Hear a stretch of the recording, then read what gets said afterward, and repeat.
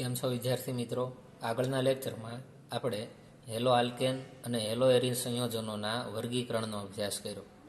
ત્યાર પછીનો પોઈન્ટ આવે છે હેલો આલ્કેન અને હેલો એરિન સંયોજનોના આયુપીએસસી નામકરણ. આયુપીએસસી નામકરણ એ ધોરણ 11ની અંદર આપણે ભણેલા છીએ, એટલે તમે 1 થી 2 વખત તેમાંથી રિવિઝન કરશો અને આમાં તેના બંધારણો અને તેના આયુપીએસસી નામકરણ જોશો એટલે તમને ખ્યાલ આવી જશે. તે આપણે અહીંયા જોતા નથી. ત્યાંથી આપણે આગળ વધીએ કે તેના પછીનો જે પોઈન્ટ આવે છે તેમાં કાર્બન અને હેલોજન બંધ તેના વિશેનો આપણે અભ્યાસ કરવાનો છે. પોઈન્ટ નંબર આપણે જોઈએ કે 10.3 કાર્બન અને તેની સાથે જોડાયેલો હેલોજન, તો તેની વચ્ચે આ જે બંધ છે તે બંધનો સ્વભાવ તેના વિશેનો અભ્યાસ કરવાનો છે. તો કાર્બન અને હેલોજન વચ્ચેના બંધનો સ્વભાવ શું હોય તે આપણે જોઈએ. તો જો કાર્બન છે એ હેલોજન સાથે આ રીતે સિંગલ બોન્ડથી જોડાયેલો હોય, અને બીજું શું તો કે કાર્બનની બીજી 3 વેલેન્સી આ રીતે હશે. હવે થાય શું કે કાર્બન અને હેલોજનની વિદ્યુત ઋણતાની સરખામણી કરવામાં આવે તો તમને ખ્યાલ છે કે હેલોજન તત્વોની વિદ્યુત ઋણતા વધારે હોય, જેના કારણે શું થાય તો કે કાર્બન અને હેલોજન વચ્ચેનો આ જે બોન્ડ છે એ કોના તરફ જવા પ્રયત્ન કરે તો કે હેલોજન તરફ જવા પ્રયત્ન કરે. શું કીધું તો કે હેલોજનની વિદ્યુત ઋણતા વધારે હોવાના કારણે, જેના કારણે હેલોજન ઉપર આંશિક કેવો ચાર્જ આવે? નેગેટિવ. જ્યારે કાર્બન ઉપર આંશિક કેવો ચાર્જ આવે? પોઝિટિવ. તો આ કાર્બન અને હેલોજન વચ્ચેનો જે બંધ છે તેમાંથી કાર્બન ઉપર આંશિક ધન વીજભાર અને હેલોજન ઉપર આંશિક કેવો વીજભાર જોવા મળે? ઋણ વીજભાર જોવા મળે. તો આમ કહી શકાય કે કાર્બન અને હેલોજન એનો જે બંધ છે એ ધ્રુવીય પ્રકારનો હોય. આ બોન્ડ કેવો હશે? ધ્રુવીય પ્રકારનો હોય, કે જેમાં પોઝિટિવ અને નેગેટિવ સાઇન આવે એટલે તમને ખ્યાલ આવશે કે તેની વચ્ચેનો બંધ છે તે ધ્રુવીય પ્રકારનો જોવા મળે છે. હવે આમાં આપણે આગળ વધીએ તો હેલોજન તરીકે આપણે 17મા સમૂહના એક પછી એક તત્વો મૂકતા જઈએ તો વધારે ક્લિયર થશે. જો X તરીકે આપણે લખીએ, કાર્બન સાથે જોડીએ ફ્લોરિન, પછી કોણ આવે? ક્લોરિન, પછી બ્રોમિન, અને પછી કોણ આવશે? આયોડિન. આ રીતે આપણે જોડશું. 17મા સમૂહના તત્વો વારાફરતી કાર્બન સાથે જોડી દઈએ. તો હવે આપણે 17મા સમૂહની જ્યારે વાત કરતા હોઈએ, આ કેટલામાં સમૂહના તત્વો છે તો કે 17મા સમૂહના તત્વો છે. તો આપણે એમ લખી શકાય કે સમૂહમાં ઉપરથી નીચે તરફ જઈએ, સમૂહમાં ઉપરથી નીચે તરફ જઈએ તો પહેલી આપણે વાત કરીએ કદની. કઈ વાત કરશે? કદની.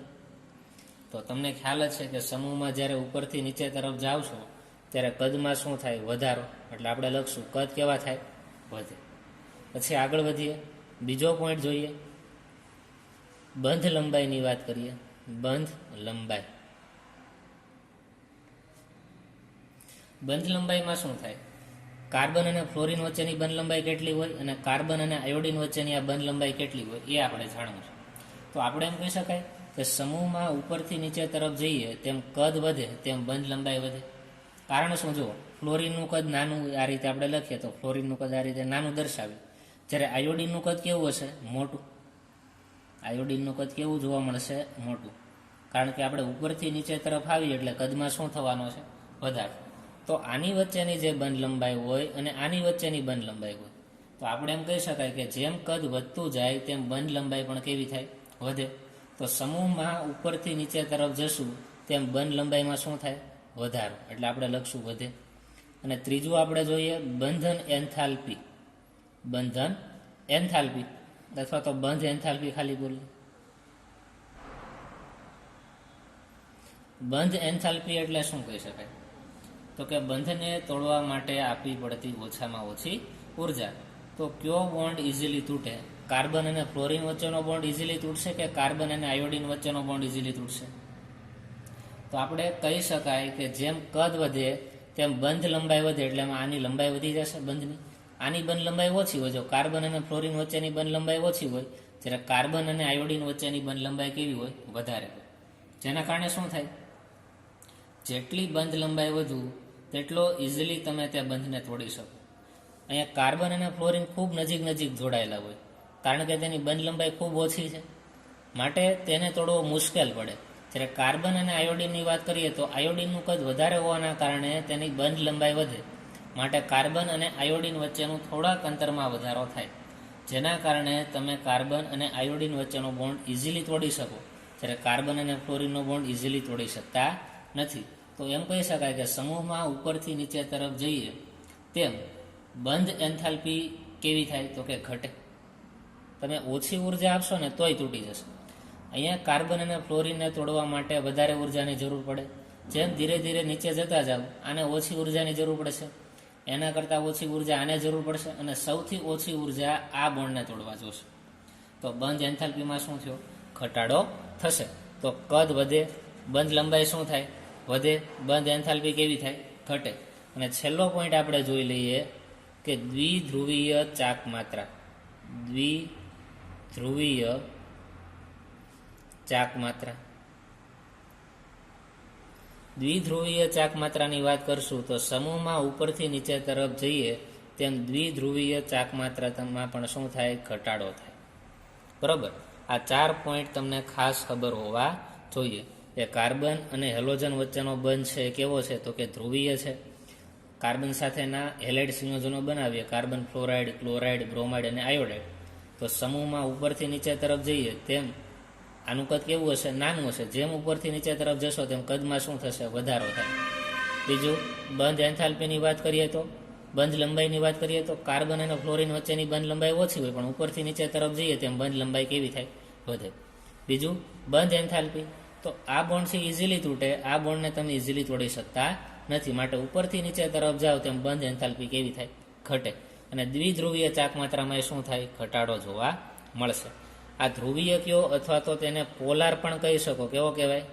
પોલાર બોલાય. ઇંગ્લિશમાં આપણે કેવું તો શું કહેવાય? પોલાર પ્રકારનો હોય. આગળ તમે ભણી ગયા છો કે ધ્રુવીય ઘટક અથવા તો ધ્રુવીય દ્રાવ્ય એ ધ્રુવીય દ્રાવકમાં જ ઓગળે, અને અધ્રુવીય દ્રાવ્ય એ અધ્રુવીય દ્રાવકમાં જ ઓગળે. તો આના આધારે તમને એવો ક્વેશ્ચન પૂછે કે બંધ લંબાઈનો ક્રમ આપો. બરાબર. શેનો ક્રમ આપો? અહીંયા કાર્બન સાથે 3 હાઇડ્રોજન જોડાયેલો તો અહીંયા CH3 થશે. અહીંયા શું થશે? CH3. CH3. આ મિથાઇલ ફ્લોરાઇડ થયો, આ મિથાઇલ ક્લોરાઇડ, મિથાઇલ બ્રોમાઇડ અને મિથાઇલ આયોડાઇડ. તો તેની બંધ લંબાઈનો ક્રમ આપો. તો બંધ લંબાઈનો ક્રમ શું થાય? આપણે લખીએ. જો બંધ લંબાઈ,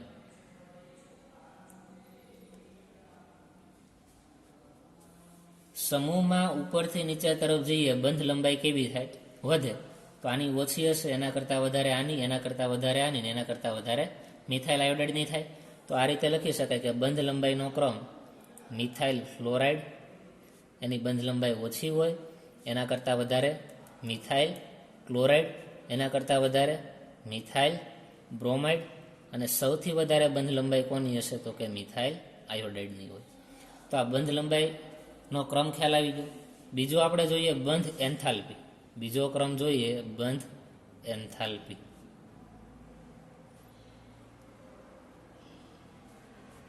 બંધ એન્થાલ્પીમાં શું થાય તો કે સમૂહમાં ઉપરથી નીચે તરફ જાઓ બંધ એન્થાલ્પી ઘટે.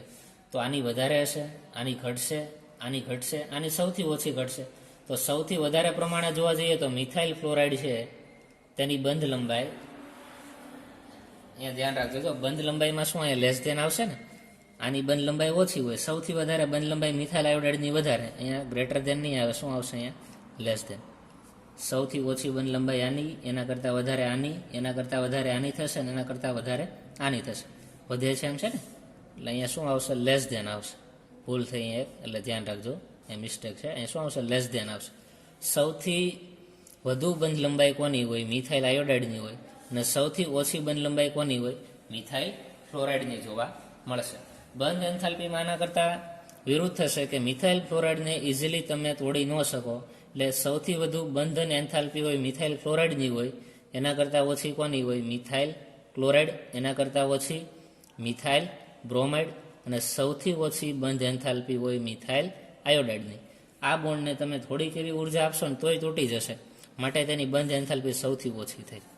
એવી જ રીતે દ્વિધ્રુવીય ચાક માત્રાનો ક્રમ તમે અહીંયા લખી શકો, એક તમારે જાતે લખી નાખવાનું. તો આ થયું કાર્બન અને હેલોજન બંધના સ્વભાવની વાત. ત્યાર પછી આગળ વધીએ. કાર્બન અને હેલોજન બંધનો અભ્યાસ આપણે કર્યો.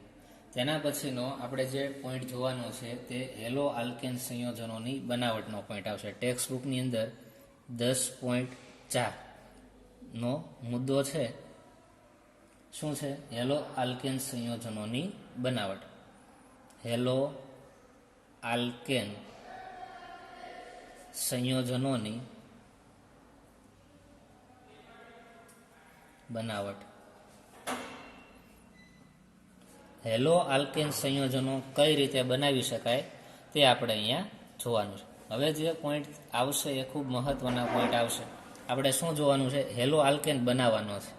તો આના માટે આપણી પાસે કંઈક પ્રક્રિયક હોવો જોઈએ. તો પ્રક્રિયક તરીકે શું લેશું? અલગ અલગ પ્રક્રિયકોનો ઉપયોગ કરીને તેમાંથી હેલો આલ્કેન સંયોજનો બનાવવાના છે. તો તેમાં પણ જે પહેલા પ્રક્રિયકનો ઉપયોગ કરવાનો છે, એટલે મુખ્ય પહેલો પોઈન્ટ આપણે આમાં લખીએ કે આલ્કોહોલમાંથી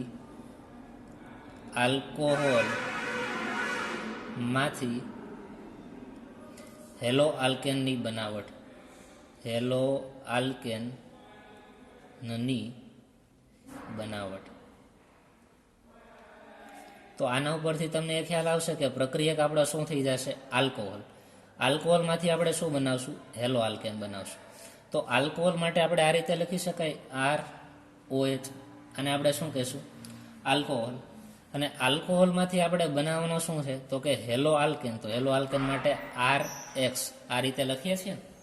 તો આ પ્રક્રિયા દરમિયાન થતું શું હશે? તો આપણે જોઈ શકાય કે પ્રક્રિયામાં જે પ્રક્રિયક છે એમાં અહીંયા OH છે, જ્યારે નિપજમાં OH નથી, એની જગ્યાએ X આવી જાય છે. એનો અર્થ જ અહીંયા છે કે OHના સ્થાને આપણે Xને ઉમેરવાનો છે. તો અહીંયા થાય શું? જો અહીંયા જે બોન્ડ છે આખો બોન્ડ ટ્રાન્સફર થઈને આની ઉપર આવે એટલે આખો માઇનસ ચાર્જ વાળો થાય, અને R પોતે કેવો થશે? પ્લસ ચાર્જ વાળો થાય. અહીંયા પ્લસ ચાર્જ આવે, અહીંયા કયો ચાર્જ આવે? માઇનસ. તો અહીંયાથી આખો બોન્ડ OH લઈ અને દૂર થાય. તો OH માઇનસ અહીંયાથી દૂર થશે. શું દૂર થાય? OH minus. અને આમાં હેલાઇડ આયન એડ થાય અને હેલોજન ઉપર કેવો ચાર્જ હોય? નેગેટિવ ચાર્જ હોય ને. તો જુઓ, તો R પ્લસ આ X માઇનસ સાથે જોડાઈને RX બનાવે. અને પ્રક્રિયા દરમિયાન શું મુક્ત થાય? અહીંયા ન લખો તો અહીંયા લખો. આ પ્રક્રિયા દરમિયાન OH માઇનસ મુક્ત થાય. તો કંઈક આ પ્રકારની પ્રક્રિયા આપણે અહીંયા જોવાની છે કે આપણી પાસે આલ્કોહોલ હશે, એમાંથી હેલો આલ્કેન બનાવવાનું છે. તો આલ્કોહોલમાંનો OH ગ્રુપનું વિસ્થાપન એ હેલાઇડ આયન દ્વારા થશે. આ તો સામાન્ય પ્રક્રિયા છે કે એમાં શું થતું હશે. આપણે તો આમાં અલગ અલગ પ્રકારની જે પ્રક્રિયાઓ છે આપણે જોશું. તેમાં જે પહેલી પ્રક્રિયા એ જો આલ્કોહોલમાંથી હેલો આલ્કેનની બનાવટની પ્રક્રિયા, એમાં પહેલી પ્રક્રિયા છે લ્યુકાસ કસોટી. કઈ કસોટી છે? લ્યુકાસ કસોટી. ખૂબ INP આ કસોટી છે. અથવા તો એમ કહી શકાય કે આલ્કોહોલની પરખ માટેની કસોટી. આલ્કોહોલની પરખ માટેની લ્યુકાસ કસોટી છે. આ કસોટીની મદદથી આપણને આલ્કોહોલ છે એ પ્રાથમિક પ્રકારનો છે, દ્વિતીયક પ્રકારનો છે કે તૃતીયક પ્રકારનો છે, એ લ્યુકાસ કસોટીની મદદથી ઇઝીલી ખબર પડી જશે. તો લ્યુકાસ કસોટીમાં કરવાનું શું છે? તો એક લાઈન જોઈએ આપણે, એના આધારે આપણે રિએક્શન લખશું કે નિર્જળ ઝિંક ક્લોરાઇડની હાજરીમાં આપણો જે પ્રક્રિયક હશે કોણ? તો કે આલ્કોહોલની શુષ્ક અથવા તો સાંદ્ર હાઇડ્રોજન હેલાઇડ વાયુ સાથે પ્રક્રિયા કરવાની છે. હાઇડ્રોજન હેલાઇડ સાથે પ્રક્રિયા કરતા શું મળશે? હેલો આલ્કેન મળે છે. હેલો આલ્કેન મળે છે. શું કરવાનું? તો કે નિર્જળ ઝિંક ક્લોરાઇડની હાજરી છે, આલ્કોહોલની પ્રક્રિયા કરવાની છે. તો અહીંયા રિએક્શન લખું, પ્રક્રિયકમાં આપણી પાસે તો શું હશે? આલ્કોહોલ હશે. આલ્કોહોલની શુષ્ક અથવા સાંદ્ર હાઇડ્રોજન હેલાઇડ. તો તો હાઇડ્રોજન હેલાઇડ સાથે પ્રક્રિયા થાય એટલે પ્લસ આપણે શું લખશું તો કે હાઇડ્રોજન હેલાઇડ લખાય આ રીતે હાઇડ્રોજન હેલાઇડ. અહીંયા એક્સ તરીકે તમે ફ્લોરિન લખો તો હાઇડ્રોજન ફ્લોરાઇડ, એક્સ તરીકે ક્લોરિન લખો તો હાઇડ્રોજન ક્લોરાઇડ. એ રીતે કોઈ પણ હેલાઇડ હોઈ શકે. એટલે અહીંયા આપણે શું લખી નાખ્યું તો કે આલ્કોહોલની શુષ્ક અથવા સાંદ્ર હાઇડ્રોજન હેલાઇડ સાથે પ્રક્રિયા કરવાની અને કોની હાજરીમાં થાય છે તો કે આપણે લખ્યું છે અહીંયા નિર્જળ ઝિંક ક્લોરાઇડની હાજરીમાં પ્રક્રિયા થાય છે. તો નિર્જળ ઝિંક ક્લોરાઇડની હાજરીમાં આલ્કોહોલની જ્યારે હાઇડ્રોજન હેલાઇડ સાથે પ્રક્રિયા થાય તો તેમાંથી આપણને શું મળે છે? હેલો આલ્કેન મળે છે. તો હેલો આલ્કેન કઈ રીતે મળતું હોય એ આપણે જોઈ લઈએ. તો થાય શું અહીંયાથી? જો અહીંયાથી OH જશે અથવા તમે જુઓ આર અને OH વચ્ચે જે આખો બોન્ડ છે આના ઉપર ટ્રાન્સફર થાય તો આપણે એમ લખી શકાય અહીંયા આર છે એ પોઝિટિવ થઈ જશે અને OH છે એ કેવો થઈ જશે? નેગેટિવ થશે આ રીતે. કેમ કે આખો બોન્ડ છે OH ઉપર જવાનો ને માટે OH કેવો થાય? નેગેટિવ. હાઇડ્રોજન હેલાઇડની વાત કરીએ તો હેલોજનની વિદ્યુત ઋણતા વધારે હોય એટલે અહીંયા આની વચ્ચેનો જે બોન્ડ હોય હેલોજન ઉપર જાય માટે અહીંયા H+ અને હેલાઇડ માઇનસ આ રીતે છૂટું પડે. તો આપણે શું કરવાનું? પહેલા પ્રક્રિયકનો જે પોઝિટિવ હોય એ બીજા પ્રક્રિયકના નેગેટિવ સાથે જોડી દેવાનો. બરોબર. તો જો પહેલા પ્રક્રિયકનો પોઝિટિવ છે R+ એ બીજા પ્રક્રિયકના નેગેટિવ X- સાથે જોડાય તો R સાથે X જોડાય તો આપણને આલ્કાઇલ હેલાઇડ મળી ગયો. બીજું શું વધ્યું તો કે અહીંયા H+ વધ્યો એ કોની સાથે જોડાઈ જશે? આ OH- સાથે જોડાઈ જાય એટલે H2O છૂટો પડે. તો આ મુખ્ય રિએક્શન થઈ ગઈ. જો આ શું મળી ગયું આપણને? પ્રક્રિયક હતો આલ્કોહોલ, એમાંથી આપણને મળી ગયું હેલો આલ્કેન. Hello alkane. તો મુખ્ય પ્રક્રિયા થઈ ગઈ. તમારે એવું R+ કે OH- એવું કંઈ લખવાનું નથી. આ ડાયરેક્ટ સીધી આ જે રિએક્શન છે એ જ તમારે દર્શાવવાની છે. આ મુખ્ય જે રિએક્શન છે તે જ તમારે લખવાની છે. તો પ્રક્રિયક અહીંયા કોણ છે? આપણો આલ્કોહોલ. તેની નિર્જળ ઝિંક ક્લોરાઇડની હાજરીમાં હાઇડ્રોજન હેલાઇડ સાથે જ્યારે પ્રક્રિયા કરવામાં આવે છે ત્યારે આલ્કોહોલનું રૂપાંતર હેલો આલ્કેનની અંદર થાય છે. તો આની એકાદું આપણે એક્ઝામ્પલ દ્વારા વધારે ક્લિયર સમજીએ. એક કામ કરીએ, આરની જગ્યાએ હું મિથાઇલ ગ્રુપ લઈ લઉં. આરની જગ્યાએ કયો ગ્રુપ લઈ લઉં? મિથાઇલ. સિંગલ બોન્ડ એની સાથે કોણ જોડાયેલો છે? OH. તો આ એક આલ્કોહોલ થઈ ગયો ને. અને આલ્કોહોલ કેવો છે? પ્રાથમિક પ્રકારનો છે એમ તમે કહી શકો. તો આનું નામ શું થાય? તો આપણે એક કાર્બનવાળો આલ્કોહોલ એટલે તેને કહીએ મિથેનોલ. મિથેનોલની હાઇડ્રોજન હેલાઇડ સાથે પ્રક્રિયા થાય છે. હું X તરીકે લઈ લઉં અહીંયા ક્લોરિન તો હાઇડ્રોક્લોરિક એસિડ સાથે પ્રક્રિયા થશે. વચ્ચે તો જે છે એમનામ જ રહેશે. નિર્જળ ઝિંક ક્લોરાઇડની હાજરીમાં પ્રક્રિયા થાય. નિપજ શું મળશે? તો કે મિથાઇલ સાથે કોણ જોડાઈ જશે? Cl. તો CH3 Cl થઈ ગયું. અને OH સાથે કોણ જોડાઈ જશે? H. તો શું બની જશે અહીંયા? H2O. તો અહીંયા નિપજ આપણને શું મળી? તો કે મિથાઇલ ક્લોરાઇડ. તો જુઓ તો હેલો આલ્કેન બની ગયો. અથવા તો આનું બીજું નામ શું થાય? આનું બીજું નામ લખવું હોય તો લખાય ક્લોરો મિથેન. એ રીતે પણ લખી શકો. આ ક્લોરોમિથેન છે તેનું IUPAC નામ છે. કેવું નામ છે? IUPAC. અને મિથાઇલ ક્લોરાઇડ છે તેનું કેવું નામ છે? કોમન નેમ એટલે કે સામાન્ય નામ છે. તો આ રિએક્શન તમને ક્લિયર થશે. તો આ રીતે તમને કોઈ પણ રિએક્શન પૂછે તમને આવડવી જોઈએ. માનો કે કોઈ એક ક્વેશ્ચન પૂછે છે આવો કે પરિવર્તન આપ. ક્વેશ્ચન શું પૂછ્યો? પરિવર્તન આપ. અને પરિવર્તનમાં તમને એમ કીધું કે આપણે એક એક્ઝામ્પલ લઈ લઈએ કે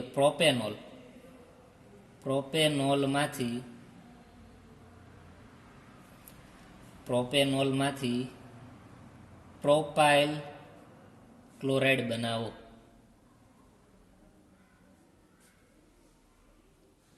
પરિવર્તન આપો. આ ક્વેશ્ચન થઈ ગયો. નીચેનું પરિવર્તન આપો. પ્રોપેનોલમાંથી પ્રોપાઇલ ક્લોરાઇડ બનાવો. હવે આમાં તમને પરિવર્તનના 2 માર્કના ક્વેશ્ચન પૂછાઈ શકે છે. તો પહેલાં તો તમને નામ ઉપરથી તેનું સૂત્ર લખતા આવડવું જોઈએ કે આનું અણુસૂત્ર શું થાય. તો આપણો પ્રક્રિયક આમાં શું છે? પહેલાં તો જુઓ તો પ્રોપેનોલ છે બરાબર. પ્રોપેનોલ એમાંથી શું બનાવવાનું છે? Propyl chloride. તો પ્રોપેનોલ છે એ પ્રક્રિયક થઈ ગયો ને. આ શું થઈ ગયો? પ્રક્રિયક. અને પ્રોપાઇલ ક્લોરાઇડ બનાવવાનો છે તો પ્રોપાઇલ ક્લોરાઇડ શું થઈ ગઈ? નિપજ. તો પ્રોપેનોલનું તમને બંધારણ લખતા આવડવું જોઈએ. જો હું તમને બંધારણ લખતા શીખવાડું કે અહીંયા જો પ્રોપ એટલે કેટલા કાર્બન તમે કહેશો? પ્રોપ એટલે કેટલા કાર્બન હોય? 3 કાર્બન હોય. તો આપણે પહેલા 3 કાર્બન લખી નાખવાના અને 3 કાર્બન વચ્ચે સિંગલ બોન્ડ દર્શાવો. કેમ કે અહીંયા જો પ્રોપેનોલ પાછળ ઓલ પ્રત્યે લાગે છે, એનો અર્થ એવો કે અહીંયા આલ્કોહોલ ગ્રુપ હશે ને, એમાં કયો ગ્રુપ હોય? આલ્કોહોલ ગ્રુપ પણ જોવા મળે. તો હવે જે કાર્બનની સંયોજકતા બાકી રહે તેને હાઇડ્રોજન દ્વારા સંતોષી દઈએ. તો કાર્બનની એક સંયોજકતા પૂરી થઈ. કેટલી સંયોજકતા બાકી રહી? 3. તો અહીંયા 3 હાઇડ્રોજન મૂકી દઉં તો CH3 થશે. અહીંયા કાર્બનની 2 સંયોજકતા પૂરી છે. કેટલા અહીં હાઇડ્રોજન મૂકવા પડે? તો કે 2 સંયોજકતા મૂકો એટલે તેની સંયોજકતા સંતોષાઈ જાય. સેમ અહીંયા કાર્બનની 2 સંયોજકતા છે, 2 ઘટે એટલે અહીંયા CH2 લખી નાખો. તો આ જે બંધારણ તૈયાર થયું તેને આપણે પ્રોપેનોલ બોલીએ છીએ. શું બોલાય? પ્રોપેનોલ. હવે પ્રોપાઇલ ક્લોરાઇડ બનાવવાનો છે. શું બનાવવાનો છે? Propyl chloride. અહીંયા આપણે મિથાઇલ ક્લોરાઇડ બનાવ્યો હતો ને, આમાં પ્રક્રિયક તરીકે બીજો કોને લીધો હતો? હાઇડ્રોક્લોરિક એસિડને લીધો હતો. અહીંયા ક્લોરાઇડ ઉપરથી તમને ખબર પડી જાય કે એસિડ કયો લેવો, HCl લેવો, HBr લેવો કે HI લેવો. અહીંયા પ્રોપાઇલ ક્લોરાઇડ છે માટે અહીંયા હાઇડ્રોજન હેલાઇડ તરીકે હાઇડ્રોક્લોરિક એસિડ લેવો પડે. તો આ બંને વચ્ચે પ્રક્રિયા થાય. વચ્ચે શું આવશે? તો કે નિર્જળ ઝિંક ક્લોરાઇડની હાજરીમાં પ્રક્રિયા થાય છે. હવે પ્રક્રિયા દરમિયાન શું થતું હોય? તો કે અહીંયાથી OH અને અહીંયાથી હાઇડ્રોજન છૂટો પડશે અને પ્રક્રિયા દરમિયાન H2O છૂટું પડે અને આ જે ક્લોરીન છે એ CH2ના કાર્બન સાથે જોડાય છે. તો શું બનાવે? CH3 CH2 CH2. આ સિંગલ બોન્ડ કોણ જોડાઈ ગયું? આ ક્લોરીન જોડાઈ ગયું. તો જુઓ તો આનું નામ શું થાય? 3 કાર્બન, બરોબર, અને તેની સાથે ક્લોરીન જોડાયેલો છે એટલે પ્રોપાઇલ ક્લોરાઇડ બોલાય. તો બની ગયો ને પ્રોપાઇલ ક્લોરાઇડ. અને શું કહેશું? Propyl chloride. જો તમને અહીંયા પ્રોપાઇલ ક્લોરાઇડ ન કહે તો બીજું નામ અહીંયાનું આપી શકે. આનું બીજું નામ શું થાય? તો કે ક્લોરો પ્રોપેન. બેમાંથી કોઈ પણ નામ આપી દે, તમને નામ ઉપરથી સ્ટ્રક્ચર બનાવતા આવડવા જોઈએ. અને સાથે સાથે OH અને H છૂટો પડ્યો એટલે અહીંયાથી શું છૂટો પડે? H2O છૂટો પડશે. તો આ રીતે તમે આલ્કોહોલમાંથી હેલો આલ્કેન કઈ રીતે બનાવો તેની લુકાસ કસોટી જોઈ, બરાબર. પ્રક્રિયક આપણો શું થઈ ગયો? આલ્કોહોલ. અને નિપજ શું મળી આપણને? હેલો આલ્કેન અથવા તો આલ્કાઇલ હેલાઇડ, કાંઈ પણ બોલી શકો. તો આ પહેલી બનાવટ થઈ કે આલ્કોહોલમાંથી હેલો આલ્કેન કઈ રીતે બનાવી શકાય. આમાંથી અમુક પોઈન્ટ એવા છે કે જે MCQ માટે પૂછાઈ શકે છે, તે પણ આપણે જોઈ લઈએ. જો હવે જો અમુક 2-3 લાઈન છે તે સમજવાની છે લ્યુકાસ કસોટીમાં, તે આપણે અહીંયા લખીએ.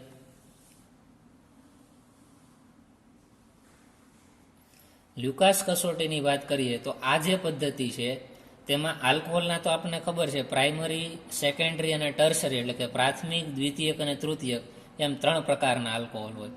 તો જે આ પદ્ધતિ છે, બરાબર, તો લ્યુકાસ કસોટી દ્વારા આપણને શું ખ્યાલ આવે છે? તો કે ઊંચા તાપમાને પ્રાથમિક અને દ્વિતીયક આલ્કોહોલમાંથી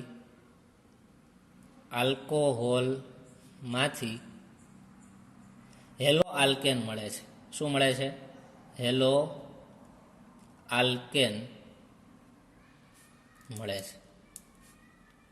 પ્રક્રિયકમાં તમે પ્રાથમિક અથવા તો દ્વિતીયક આલ્કોહોલ લ્યો, બરાબર, તો તમારે ઊંચું ટેમ્પરેચર રાખવું પડે તો હેલો આલ્કેન મળે. જ્યારે તૃતીયક આલ્કોહોલ માટે ઊંચા ટેમ્પરેચરની જરૂર પડતી નથી. શું આવે? ઓરડાના તાપમાને તૃતીયક આલ્કોહોલમાંથી શું મેળવી શકાય? હેલો આલ્કેન મળે છે. હેલો આલ્કેન મળે છે. તો આ 2 લાઈનના આધારે આપણને શું ખબર પડે? જો ઇઝીલી કઈ રિએક્શન થતી હોય તો તમે એમ કહી શકો કે ઓરડાનું ટેમ્પરેચર તો આપણે ઇઝીલી મેળવી શકીએ ને. ઊંચું ટેમ્પરેચર લાવવા માટે આપણે એને તાપમાન આપવું પડે, પણ ઇઝીલી રિએક્શન કઈ થાય? તો કે રૂમ ટેમ્પરેચર તો આપણું હોય જ છે, બરાબર. એટલે જો તૃતીયક આલ્કોહોલ આપણે લઈએ ને તો તેમાંથી હેલો આલ્કેન ઝડપથી મળી જાય. જ્યારે પ્રાથમિક અને દ્વિતીયક આલ્કોહોલ હોય તેને તમે રૂમ ટેમ્પરેચરે પ્રક્રિયા કરશો. રૂમ ટેમ્પરેચર એટલે કેટલું? તો કે 35 થી 37 ડિગ્રી સેન્ટીગ્રેડે પ્રાથમિક અને દ્વિતીયક આલ્કોહોલ હોય તેમાંથી તમે એલો આલ્કેન ન મેળવી શકો. કારણ શું? તો કે તેને ઊંચા તાપમાનની જરૂર પડે છે. જો તમે તેને ઊંચું તાપમાન આપો તો જ પ્રાથમિક અને દ્વિતીયક આલ્કોહોલમાંથી એલો આલ્કેન મળે. પણ જો તૃતીયક આલ્કોહોલ કેવો છે, તમે ઓરડાના તાપમાને પણ તૃતીયક આલ્કોહોલની પ્રક્રિયા કરો ને તો એ ઝડપથી પ્રક્રિયા આપીને શું બનાવી દે? હેલો આલ્કેન બનાવી દે. તો આનો અર્થ એવો થાય કે તૃતીયક આલ્કોહોલથી સરળતાથી પ્રક્રિયા આપશે, જ્યારે પ્રાથમિક અને દ્વિતીયક એ નીચા ટેમ્પરેચરે તો આપવાની જ નથી, ઊંચા ટેમ્પરેચરે જ પ્રક્રિયા આપશે. તો આના આધારે આપણે એક પોઈન્ટ લખી શકાય કે હેલો આલ્કેન ઝડપથી કયો આલ્કોહોલ બનાવે? તો આપણો આન્સર શું આવે? તો કે તૃતીયક આલ્કોહોલ છે એમાંથી ઝડપથી હેલો આલ્કેન બને, કારણ કે ઓરડાના તાપમાને જ પ્રક્રિયા થઈ જાય છે. જ્યારે પ્રાથમિક અને દ્વિતીયક એ ઝડપથી હેલો આલ્કેનમાં રૂપાંતર પામતા નથી. તો આપણે લખીએ કે આલ્કોહોલની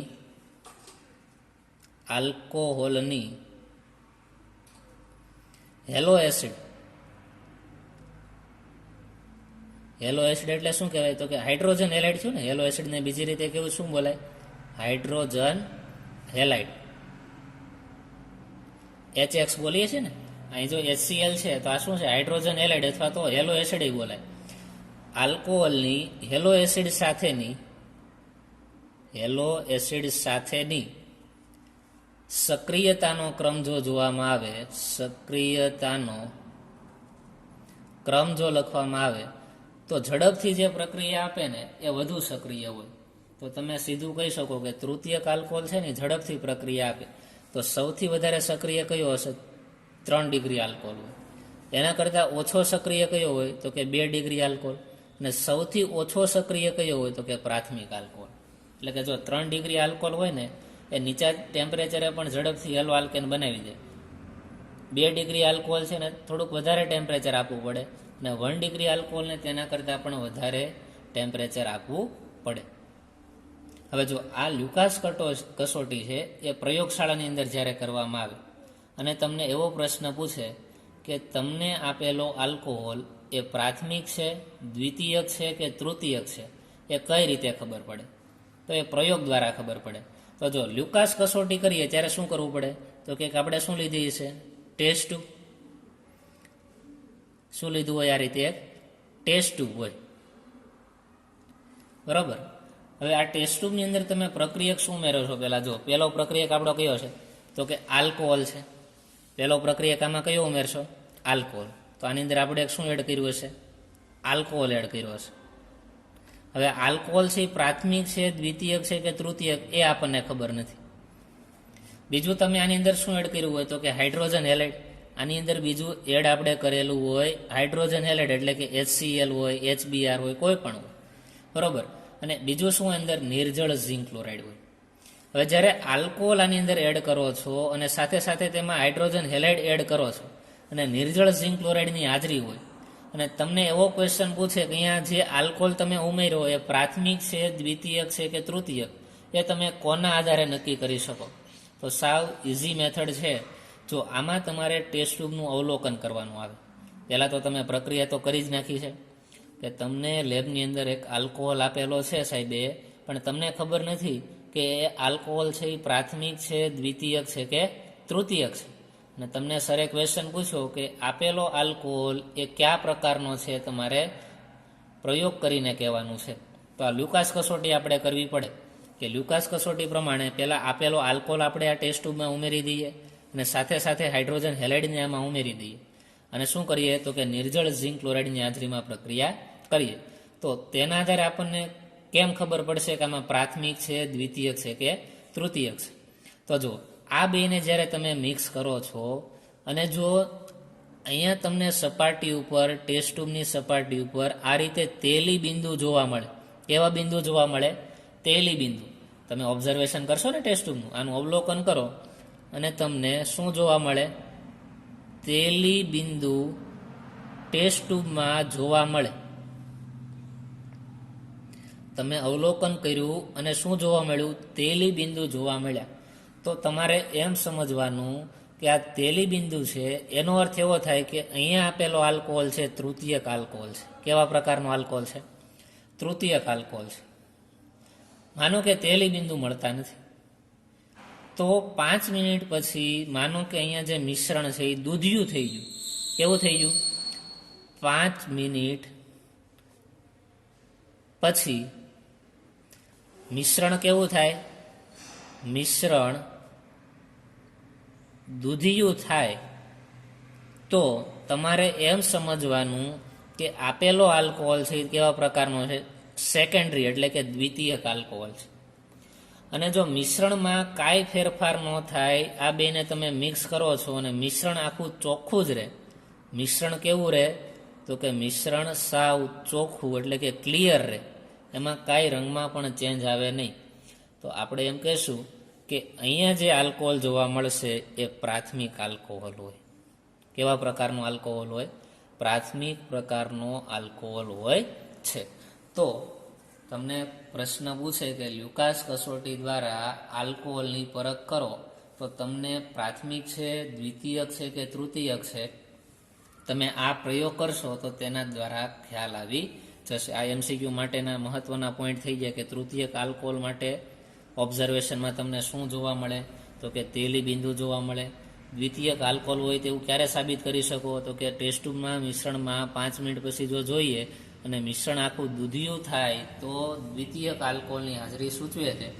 અને જો મિશ્રણમાં કાંઈ ફેરફાર ન થાય અને મિશ્રણ સાવ ચોખ્ખું રહે તો એ પ્રાથમિક આલ્કોહોલ હાજરી સૂચવે છે. તો આ રીતે લ્યુકાસ કસોટી અથવા તો આલ્કોહોલની પ્રાથમિક છે, દ્વિતીયક છે કે તૃતીયક છે તેની પરખ માટેની લ્યુકાસ કસોટી થઈ. હવે જો લ્યુકાસ કસોટીમાં આપણે હેલો આલ્કેન બનાવ્યું. હવે બીજું આપણે હેલો એરિન સંયોજન બનાવવા છે. કેવા સંયોજન બનાવવા છે? Hello arene. હેલો એરિન સંયોજનો એટલે કેવા? તો કે એરોમેટિક રિંગ હોય અને તેની સાથે હેલોજન જોડાયેલો હોય, આવા સંયોજનો આપણે બનાવવા. તો આવું સંયોજન કેમાંથી બને? જો અહીંયા પ્રક્રિયક તરીકે આપણે અહીંયા આલ્કોહોલ લીધો હતો, એમાંથી હેલો આલ્કેન બને, તો અહીંયા પ્રક્રિયક તરીકે આપણે અહીંયા આલ્કાઇલ ગ્રુપની જગ્યાએ ફિનાઇલ લેવું પડે. ફિનોલમાંથી આપણે આલ્કોહોલ બનાવવો પડે. શેમાંથી બનાવવો પડે? ફિનોલમાંથી આ રીતે એરાઇલ હેલાઇડ બનાવવો છે. પણ આ રિએક્શન થતી નથી. આની પાછળનું રીઝન શું? તો કે અહીંયા જે કાર્બન અને ઓક્સિજન છે એની વચ્ચેનો જે બોન્ડ હોય ખૂબ પ્રબળ હોય. બીજું શું? આમાં સંસ્પંદન જોવા મળે. ઓક્સિજન પાસે લોન પેર હોય ને, એટલે આના કારણે આ બેન્ઝીન રિંગમાં વધારે પ્રમાણમાં સંસ્પંદન જોવા મળે. અને જેટલું સંસ્પંદન વધારે તેટલી સ્થાયીતા વધુ હોય. અને બીજું રીઝન એ કે અહીંયા રહેલો કાર્બન અને અહીંયા રહેલા ઓક્સિજન વચ્ચે વધારે પ્રબળ બોન્ડ હોવાથી આ બોન્ડ તૂટતો જ નથી. માટે અહીંયાથી જો આ OH ગ્રુપ જાય જ નહીં તો હેલોજન ક્યાંથી એડ થાય? તો આપણે એક લાઈન લખવી હોય તો લખી શકાય કે લ્યુકાસ કસોટી છે, બરાબર, તેના ઉપરથી આપણે હેલો આલ્કેન અથવા તો આલ્કાઇલ હેલાઇડ બનાવી શકીએ. પણ એરાઇલ હેલાઇડની બનાવટ આ પદ્ધતિથી થઈ શકતી નથી. એક પોઈન્ટ લખીએ આપણે. શું લખી શકાય? તો કે એરાઇલ હેલાઇડ બનાવટ, એરાઇલ હેલાઇડની બનાવટ આ પદ્ધતિથી થઈ શકતી નથી. તો આ મોસ્ટ આઈએમપી ક્વેશ્ચન કમ્પ્લીટ થયો કે આલ્કોહોલની હેલો આલ્કેન સંયોજનોની બનાવટ, એમાં આલ્કોહોલમાંથી હેલો આલ્કેનની બનાવટ સમજાવવાની હતી. તો આલ્કોહોલમાંથી હેલો આલ્કેનની બનાવટની પહેલી કસોટી કમ્પ્લીટ થઈ, લ્યુકાસ કસોટી, બરાબર. તો આ ક્વેશ્ચનમાં આટલી બાબત તમારે ખાસ ધ્યાન રાખવાની રહેશે. અને આના ઉપરથી તમને પરિવર્તન પણ આવડવા જોઈએ કે આલ્કોહોલમાંથી આલ્કાઇલ હેલાઇડ કઈ રીતે બનાવી શકાય, બરાબર. અને આ ટેમ્પરેચર વાળી વાત છે કે કયો આલ્કોહોલ છે વધુ સક્રિય છે, તેની સક્રિયતાનો ક્રમ તમને યાદ રહેવો જોઈએ. આલ્કોહોલ છે એ પ્રાથમિક છે, દ્વિતીયક છે કે તૃતીયક છે, તેના માટેના ત્રણ પોઈન્ટ તમને ખાસ ખબર હોવી જોઈએ. પણ એક પોઈન્ટ અહીંયા ધ્યાન રાખજો કે લ્યુકાસ કસોટીથી હેલો એરિન સંયોજનો, જો બેન્ઝીન રિંગ સાથેના હેલાઇડ જોડાયેલા હોય તેવા સંયોજનો લ્યુકાસ કસોટીથી બનાવી શકાતા નથી. MCQમાં ઘણીવાર પૂછી શકે કે લ્યુકાસ કસોટી છે તેના દ્વારા હેલો આલ્કેન બનાવી શકાય, તો હેલો એરિન બનાવી શકાય? હેલો એરિન બની શકતા નથી. એરોમેટિક વાળા હેલો એરિન કોઈ બનવાના નથી, માત્ર હેલો આલ્કેન જ બને. ખાસ ધ્યાન રાખજો.